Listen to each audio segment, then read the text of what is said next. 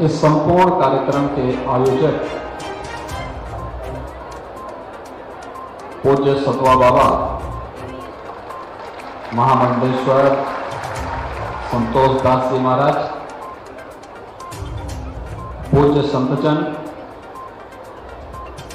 और ललितपुर के बुंदेलखंड से आए हुए सभी श्रद्धालुजन,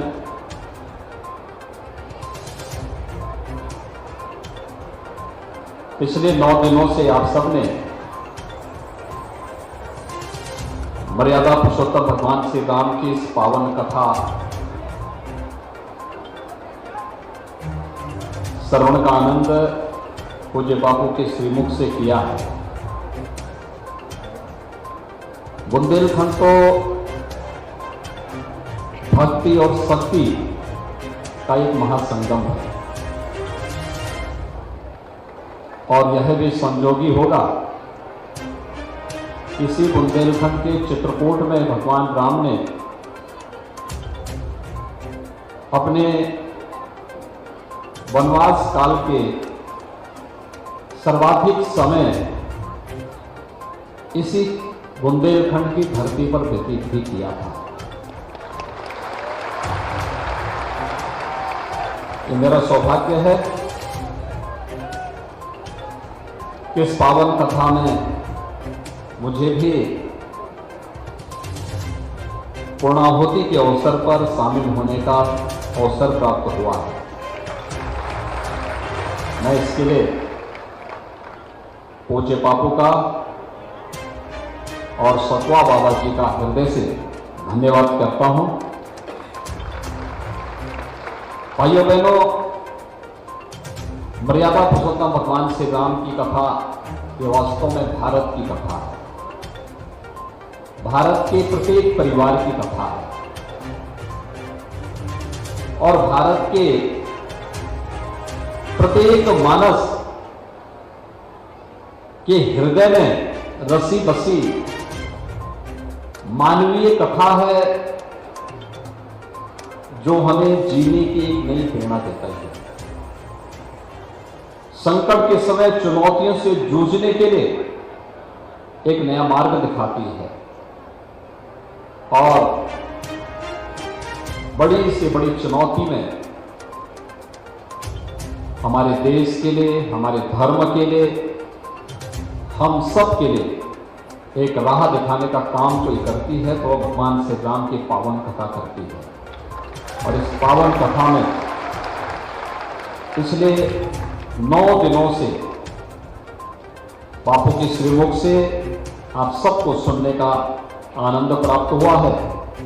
मैं इसके लिए आप सबका हृदय से अभिनंदन करता हूं, आप सबका स्वागत भी करता हूं।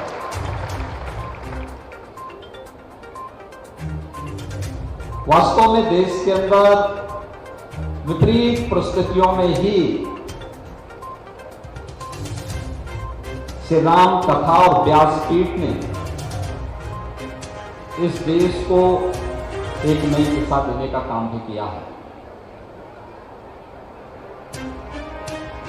संत तुलसीदास जी का जन्म भी यही तो हुआ था, बुंदेलखंड की भूमि है और उस कालखंड में भी तुलसीदास जी ने, कहते ना, एक बात सामने आती है कि एक बार उन्हें बादशाह के दरबार में बुलाया गया तो उन्होंने कहा कि भाई मैं वहां क्यों जाऊंगा। कहा अरे राजा के पास चलिए आप। उन्होंने कहा कि देखो हमारे तो एक ही राजा है और राम है, राम के अलावा हम किसी को राजा नहीं मानते हैं।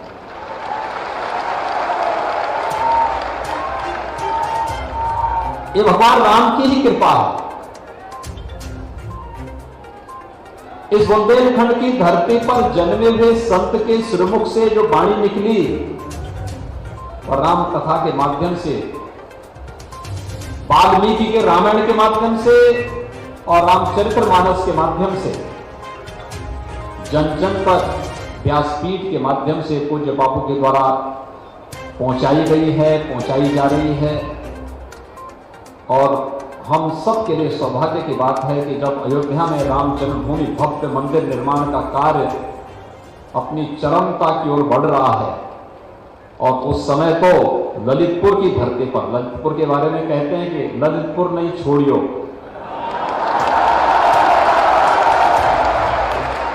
और आज बापू की कथा ललितपुर में ही विश्राम ले रही है। मतलब साफ है, भगवान राम का भव्य मंदिर का निर्माण बहुत शीघ्र होने वाला है। लेकिन उसके अनुरूप हमें बनना होगा।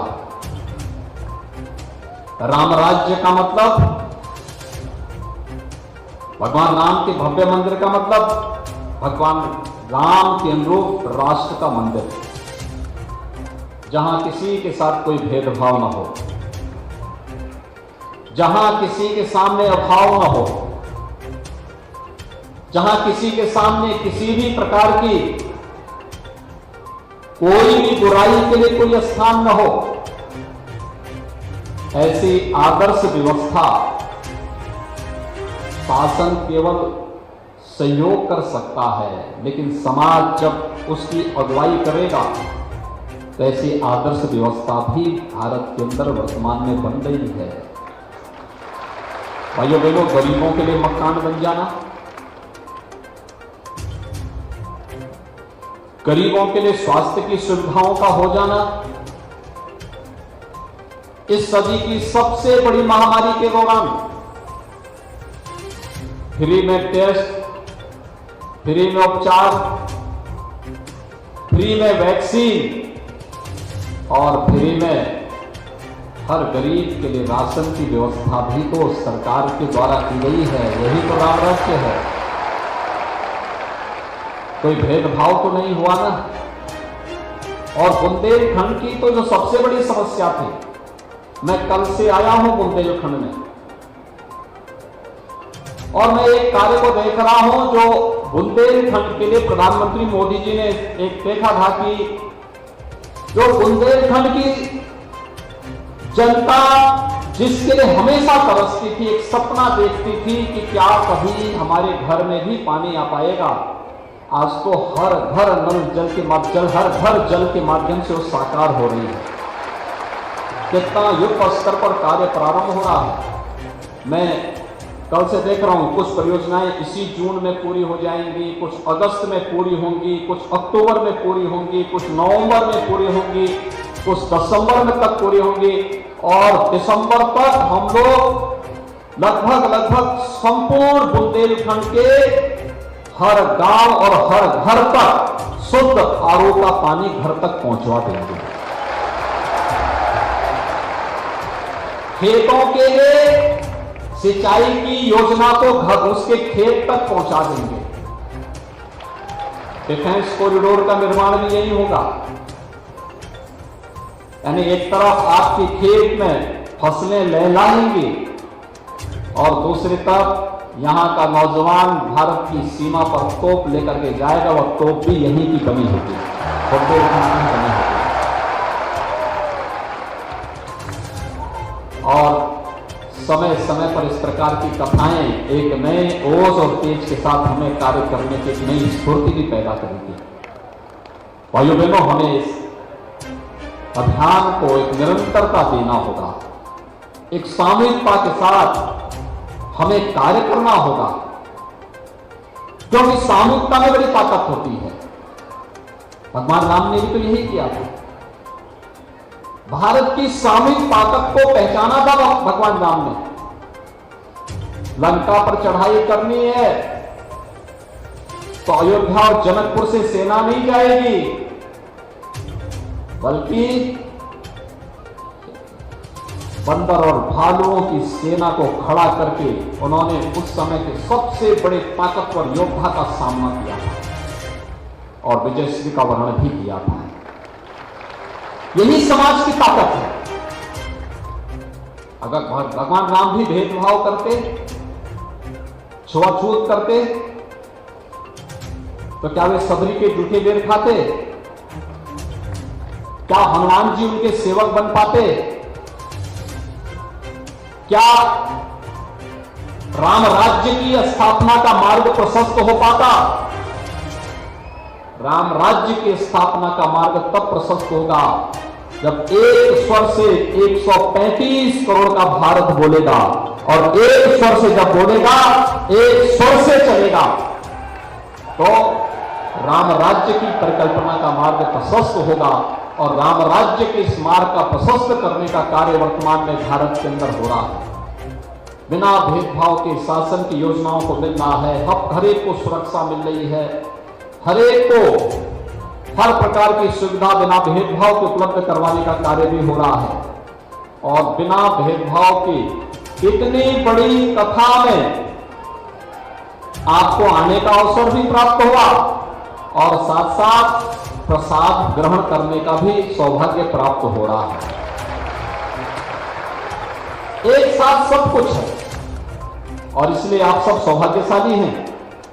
मुझे बताया गया कि लगभग 4 दशक से बापू की कथा ललितपुर में हो, ये ललितपुर वासियों की तमन्ना थी, लेकिन लगता है कि ये सौभाग्य मुझे मिलना था कि जब मैं दूसरी बार मुख्यमंत्री होऊंगा तब उसके बाद ही बापू की कथा यहां पर।